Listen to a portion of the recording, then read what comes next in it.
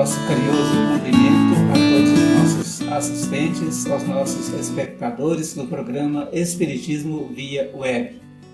Estamos hoje aqui para trazer para vocês também, mais uma vez, a divulgação do Espiritismo, um tema interessante para a gente estudar, para a gente conversar a respeito. Hoje nós vamos falar sobre o sofrimento. Nosso tema, então, é ante o sofrimento. Quem de nós não sofre? Quem de nós não passa por dificuldades na vida, não temos dificuldades ao enfrentar determinados problemas? Quem de nós não tem algum trauma, alguma tristeza grande e mesmo não passamos por determinados momentos onde a angústia e a tristeza nos visita? Qual família não tem problema em família? O sofrimento parece-nos algo difícil de ser evitado. Na verdade, nós não temos conhecimento de praticamente ninguém que tenha, de certa forma, vivido na Terra sem ter sofrido. Muitas vezes a gente imagina que aquela pessoa que tem posses, que tem dinheiro, que tem poder aquisitivo, que é bonita ou que é forte e sadia, ela não passa por problemas, ela não tem dificuldades. Mas pode sim acontecer de, em determinados momentos, a vida ser bela e feliz. Mas todos nós passamos em um momento ou outro por dificuldade. Faz parte da vida humana, do nosso comportamento aqui, das nossas relações, do nosso modo de viver. E como eu devo encarar o sofrimento? De que forma o sofrimento para mim seja apenas um dos detalhes da minha vida? E se alguém te procura, como agir ante o sofrimento? Muito bem, a pergunta número 931 de O Livro dos Espíritos, os Espíritos indagam a respeito deste mundo e a questão da felicidade, de repente, não alcançar todas as pessoas e de repente existir mais pessoas infelizes, existir mais classes de pessoas na miséria do que de pessoas na opulência. Quer dizer que há mais miseráveis do que pessoas que têm melhor poder aquisitivo, melhor forma de viver, isso falando socialmente, materialmente. Os Espíritos esclarecem nesta pergunta que nós estamos em um mundo de expiação. Expiar, com X ali depois do E, que esse mundo favorece a que nós possamos exercitar o bem mesmo ante o sofrimento. É uma forma de atalho que Deus nos coloca para que a gente alcance o nosso progresso espiritual de forma mais rápida. É onde nós vamos entender a questão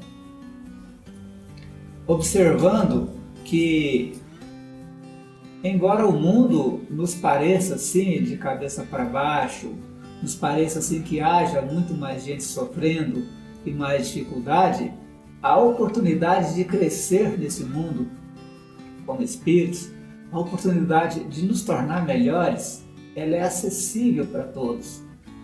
E a maioria de nós escolhe passar por dificuldades.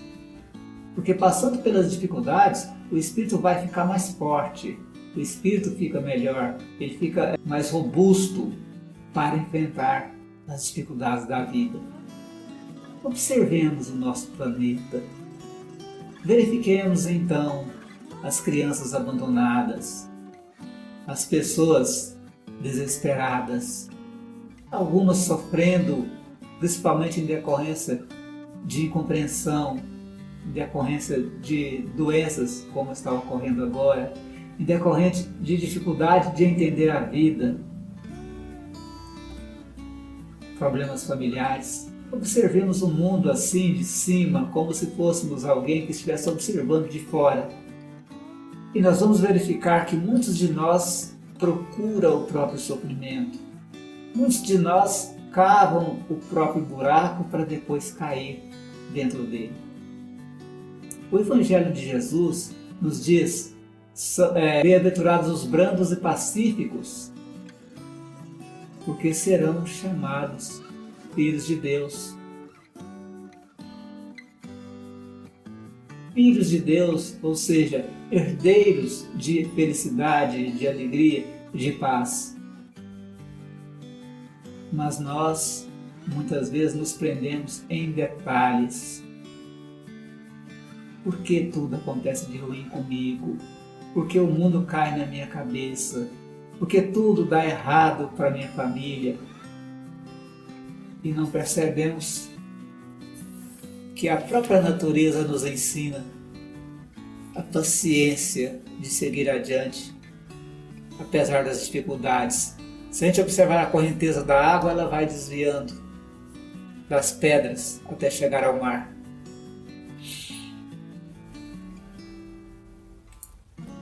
Então, muitas vezes a resposta está em não esperar que o bem venha até nós. É não esperar que as coisas boas venham em nossa direção, mas em construir o bem, em fazer o melhor que nós temos para fazer. É usar toda a nossa capacidade, é usar toda a nossa força em direção ao bem, mas também fazer o nosso bem, fazer a nossa parte, construir. E como nós vamos construir? Primeiro, trabalhar o nosso comportamento, trabalhar as nossas formas de encarar os problemas, encará-los como filhos de Deus, herdeiros da luz, e não como filhos do sofrimento eterno, que a gente pensa que não vai acabar nunca. Não encarar olhando para o chão, mas encarar olhando para o alto. Então, dessa forma, nós vamos trabalhando a nossa consciência, a nossa mente, o nosso espírito, para transformar a nossa alma em um espírito de luz, um espírito construído para a felicidade. Outra forma também de se juntar a esta providência para a nossa vida é dividir. Não é dividir apenas a questão material, que muitas vezes você não divide e acaba, melhor dizendo, muitas vezes você divide e acaba prejudicando o crescimento de alguém. Você dá e aquela pessoa não aprende a criar as suas facilidades, a criar as suas oportunidades. Mas eu estou falando aqui de dividir o amor que nós temos dentro de nós, o pouquinho de luz que nós temos. É dividir com aquele que sofre. Que as pessoas sofrem para que também nós tenhamos oportunidade de tirar-lhes o sofrimento, de lhes ajudar. Um abraço faz milagre. Um aperto de mão arranca um sorriso de dentro das pessoas. E muitas vezes nós somos ridículos. Nós somos, como usar a palavra certa, nós somos sovinas para fazer o bem, não é? Para falar uma palavra amiga, para abraçar aquele que sofre, para visitar alguém que está passando dificuldade.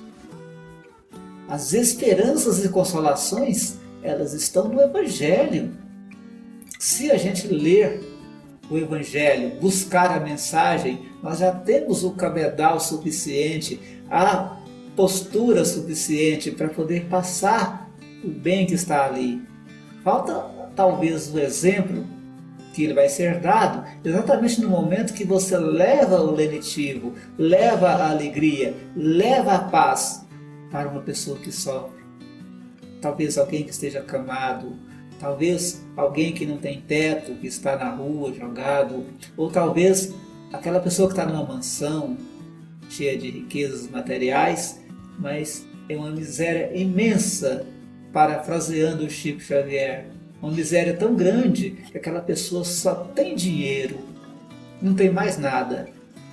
E a única coisa que ela sabe movimentar é o dinheiro. E vocês imaginem alguém chegando no plano espiritual que ela acostumou aqui no mundo a resolver todos os seus problemas através do dinheiro. Ela vai chegar lá no plano espiritual e ela vai procurar então o seu cartão de crédito. E vai descobrir que ela não tem mais cartão de crédito.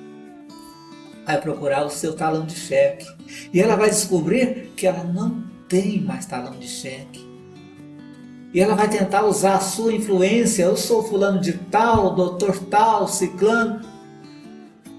E as pessoas vão lhe dizer, nós não conhecemos tal pessoa.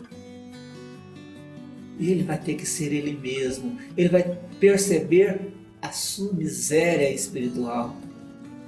Existem também muitas pessoas que têm posses e são riquíssimas espiritualmente também.